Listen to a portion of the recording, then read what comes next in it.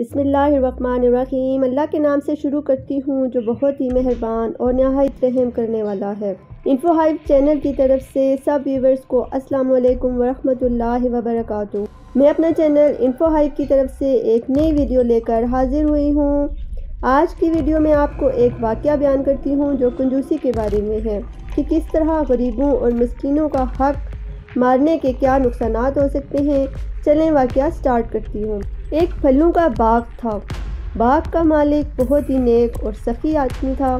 اس کا یہ معمول تھا کہ پھلوں کے توڑنے کے وقت وہ اعلان عام کر دیتا کہ فقیر اور مسکین لوگ جمع ہو جائیں۔ جتنے بھی فقیر اور مسکین لوگ وہاں موجود ہوتے ان میں سے کسی کو بھی خالی ہاتھ نہ بھیجتا، جھولیاں بھر بھر کر سب کو دیتا۔ اس طرح اس باغ کا بہت سا پھل فقراء اور مساکین کو مل جایا کرتا تھا۔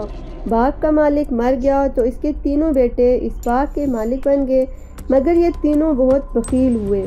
ان لوگوں نے آپس میں طے کر لیا کہ اگر فقیروں اور مسکینوں کو ہم لوگ بلائیں گے تو بہت سے پھل یہ لوگ لے جائیں گے اور ہم لوگوں کے اہل و عیال کی روزی میں تنگی ہو جائے گی۔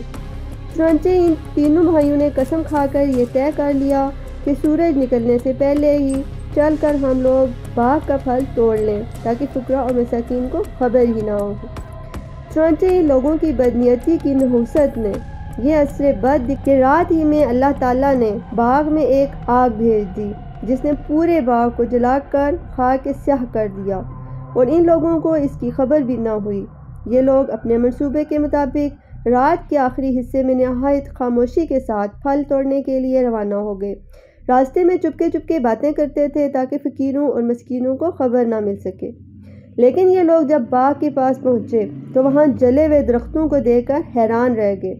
چنانچہ ایک بول پڑا کہ ہم لوگ راستہ بھول کر کسی اور جگہ چلے آئے ہیں، مگر ان میں سے جو بنسبت ان دوسرے بھائیوں کے کچھ نیک نفس تھا اس نے کہا ہم لوگ راستہ نہیں بھولے ہیں بلکہ اللہ تعالیٰ نے ہم لوگوں کو پھلوں سے محروم کر دیا ہے، لہٰذا تم لوگ۔ ان لوگوں نے سچے دل سے توبہ کر لی تو اللہ تعالیٰ نے ان لوگوں کی توبہ قبول فرما لی۔ پھر ان لوگوں کو اس کے بدلے ایک دوسرا باغ عطا فرما دیا جس میں بہت زیادہ بہت بڑے پھل آنے لگے۔ تو پیارے دوستو، اس واقعے سے سبق ملتا ہے کہ سخاوت اور نیک نیتی کا اثر مال میں خیر و برکت اور مال کی فراوانی ہے۔ بخیلی اور بدنیتی کا ثمر مال کی ہلاکت اور بربادی ہے۔ اس لیے سخاوت اور نیک نیتی کو اپنا وتیرہ بنا لیں۔ انشاءاللہ عزوجل اس کی برکتیں آپ پر ظاہر ہونے شروع ہو جائیں گی۔ ویسے بھی بہت سا رزق اللہ ہمیں غریبوں کی ہی وجہ سے عطا کر رہا ہوتا ہے لیکن ہمیں خبر نہیں ہوتی۔ اس سے یہ بھی معلوم ہوا کہ سچی توبہ کر لینے سے اللہ تعالیٰ زائل شدہ نعمت سے بڑی اور بڑھ کر نعمت عطا فرما دیتا ہے۔ اللہ تعالیٰ ہمارے اندر غریبوں کی مدد کا جذبہ پیدا فرما دے، آمین۔ تو ناظرین، یہ تھی میری آج کی ویڈیو، امید ہے کہ آپ کو پسند آئی ہوگی۔ جلدی نئی ویڈیو کے ساتھ حاضر ہوں گی، تب تک کے لیے اجازت چاہتی ہوں۔ اللہ حافظ۔